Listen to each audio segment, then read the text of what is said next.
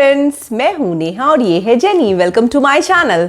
तो आज मैं आपसे बात करने वाली हूँ पार्वो वायरस के बारे में। ये बहुत ही इम्पॉर्टेंट वीडियो है, आप इसको एंड तक देखिएगा, स्किप करके मत देखिएगा। क्योंकि अभी क्या है ना कि जब विंटर्स आते हैं और विंटर जब ख़त्म होता है दैट टाइम ये वायरस बहुत फैलता है। तो इसको आप ध्यान से देखिएगा ताकि जिन लोगों को इसके बारे में पता नहीं है उनके लिए एक हेल्पफुल वीडियो बन सके। तो चलिए स्टार्ट करते हैं वीडियो। तो देखो, जो ये पार्वो वायरस है वो पपीज़ को होता है, आपको ये पता है कि पपी को ये सबसे पहले लगता है। तो जो लोग भी प्लान कर रहे हैं वो पपी लेकर आना चाहते हैं या फिर लेकर आ चुके हैं, उन सब के लिए ये वीडियो बहुत ही ज़्यादा इन्फॉर्मेशन वाला है, उनको बहुत हेल्प होगी।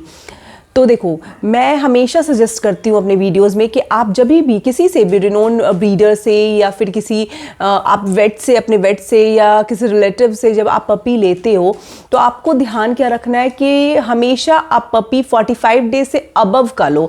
2 मंथ्स का भी होगा तो भी चलेगा, कोई इशू नहीं। 2 महीने, 2.5 महीने, क्योंकि पता है उसका सबसे बड़ा रीज़न क्या है।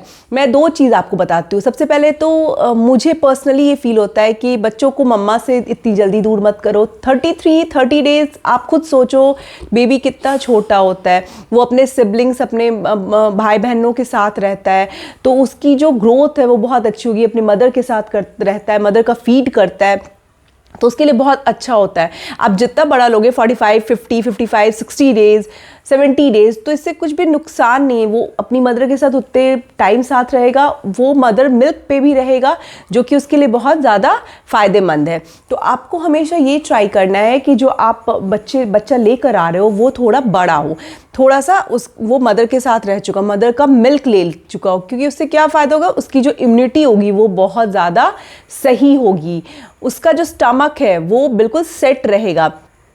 तो आपको इन चीज़ों का ध्यान रखना है। अब देखो, जब आप छोटा बच्चा लेकर आते हो, पपी लेकर आते हो, तो क्या होता है, वो आपके घर के न्यू एनवायरनमेंट में आता है, ठीक है। अपने मम्मी को, अपने भाई बहन लोगों को, सबको छोड़कर आपके पास आता है, ठीक है। तो जब वो अपने सिबलिंग से अलग होकर आता है, अपनी मदर से अलग होकर आपके पास आता है, तो उसके लिए सब कुछ नया होता है। तो वो बेचारा खुद ही बहुत परेशान होता है। परेशान इन द सेंस कि उसको कुछ भी पता नहीं वो कहाँ आ गया, कहाँ था और कहाँ आ गया, ठीक है। आपको सोचो, उसके लिए बहुत बड़ा चेंज है ये। तो उस चेंज को ध्यान में रखते हुए हमको क्या करना है, बच्चे को बहुत कंफर्टेबल रखना है, उसको स्ट्रेस ना हो। स्ट्रेस क्यों मैं कह रही हूँ, क्योंकि जो ये पार्वो वायरस है, इसका 2 सबसे मेन की है कि ये जिनके साथ 2 ये प्रॉब्लम होती है उनको ये सबसे पहले अटैक करता है। जो पहला रीज़न है वो ये है कि स्ट्रेस, आपका पपी स्ट्रेस में ना हो, एंड सेकेंड उसकी इम्यूनिटी लो ना हो। आपको ये 2 चीज़ें ध्यान रखनी है।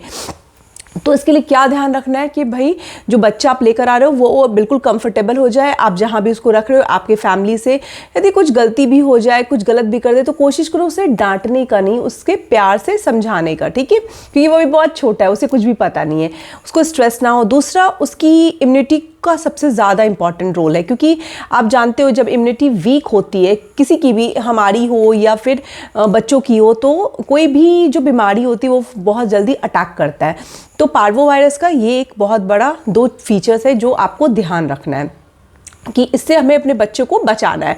अब देखो, अब ये क्या होगा कि मैं तो बाहर भी नहीं रहता उस टाइम में, फिर भी मेरे बच्चे को पार्वो वायरस कैसे हो गया। तो ये ऐसा है कि आप अपने डॉग को यदि बाहर नहीं भी ले जा रहे हो, आप तो जा रहे हो बाहर, या फिर आपके फैमिली में जो लोग हैं वो तो बाहर जा रहे हैं। अब क्या होता है ना, अननोन, बिल्कुल हमें पता नहीं चलता, और वायरस अपने साथ हम कैरी करके घर तक ले आते हैं। वो कैसे होता है, जैसे जो भी डॉग पर्सन होता है या जो पेट से प्यार करते हैं, जैसे मैं अपनी बात भी करूँ तो मैं जब सोसाइटी में भी घूम रही हूँ, मैं कहीं भी जा रही हूँ, मुझे कहीं भी डॉग दिखता है तो मैं प्यार करने लगती हूँ, मैं उसको पैट करने लगती हूँ, मुझे अच्छा लगता है। मुझे नहीं पता होता है कि वो बच्चा जो है वो स्वस्थ है या बीमार है, ऐसा मुझे पता नहीं होता है, ठीक है, लेकिन हम प्यार करते हैं। तो क्या होता है ना कि यदि मान लो वो पार्वो वायरस इन्फेक्टेड है और मुझे पता नहीं, मैंने उसको प्यार किया, तो मेरे साथ साथ वायरस कैरी होके मेरे घर तक पहुंच जाएगा, और मेरा जो बच्चा मेरे घर पे है उसको वो क्या होगा, वो वायरस उस तक पहुंच जाएगी, और जिससे क्या होगा, बच्चा मेरा बीमार हो जाएगा।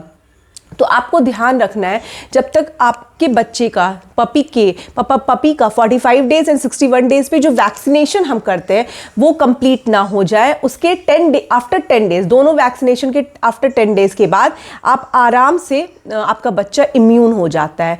आपको दैट टाइम तक ध्यान रखना है कि आप उसको यदि बाहर नहीं ले जा रहे हो तो बहुत अच्छी बात है, पर घर में भी आपके जो लोग आ रहे हैं वो किसी भी हाथ से आपके बच्चे को ना छू ले, ये आपको ध्यान रखना। आपको सेफली उसे घर पे भी अपने रखना है, तो ये आपको थोड़ा केयर करना होगा यहाँ पे। ये छोटी छोटी चीज़ों का जब आप ध्यान रखोगे तो इससे क्या होगा कि बच्चे को पार्वोवायरस नहीं लगेगा। और जब वैक्सीनेशन हो जाए तो आप बिल्कुल भी बेफिक्र हो जाओ, क्योंकि वैक्सीनेशन के बाद तो क्या होता है, बच्चा बिल्कुल भी इन बीमारियों से मतलब वो हो जाता है, उसकी इम्यूनिटी भी बहुत अच्छी हो जाती है जैसे इंजेक्शन को पड़ती है। और साथ में आप फूड्स देते हो, आपके वेट ने जो भी बताया होगा आपको, बहुत सारे मिनरल्स हैं, विटामिन हैं, इनके भी टैबलेट्स वगैरह या फिर लिक्विड फॉर्म में जो भी आपके वेट आपको सजेस्ट करे आप वो भी देते हो। इससे क्या होता है, बच्चा स्ट्रांग होता जाता है धीरे धीरे। तो इन चीज़ों का आप ध्यान रखो, एंड जब आप इन चीज़ों को फॉलो करोगे तो डेफिनेटली आपके बच्चे को कुछ भी नहीं होगा। होप आज का वीडियो आपको अच्छा लगा। आज का वीडियो मेरा यदि आपको अच्छा लगा तो प्लीज़ मेरे इस वीडियो को अपने फैमिली एंड फ्रेंड्स के साथ शेयर करें एंड मेरे इस चैनल को सब्सक्राइब करें। कल मैं फिर एक नए टॉपिक के साथ आपसे मिलती हूँ। Till then bye bye.